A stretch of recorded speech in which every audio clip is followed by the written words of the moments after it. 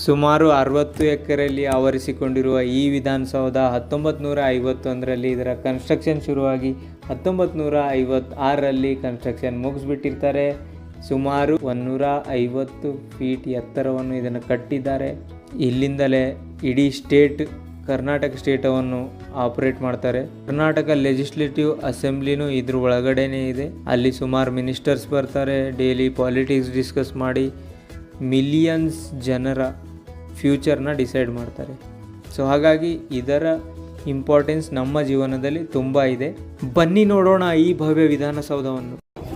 ಈ ಕಡೆ ಎಲ್ಲ ಫುಡ್ ಕೌಂಟ್ರ್ ಅವ ನೋಡ್ಗ ಇಕ್ಕ ಹೆಂಗೆ ಬಂದವು ಇವೆಲ್ಲ ಡಾಮಿನೋಸ್ ಅಂತ ಹೆಂಗೆ ಅಯ್ಯೋ ಅಂತ ಹೆಂಗೋ ಅಯ್ಯೋ ಏನದ ಅಂದ್ರೆ ಅವು RCB ಸ್ಪಾನ್ಸರ್ಶಿಪ್ ಮಾಡ್ಯದ ಅದಕ್ಕೆ.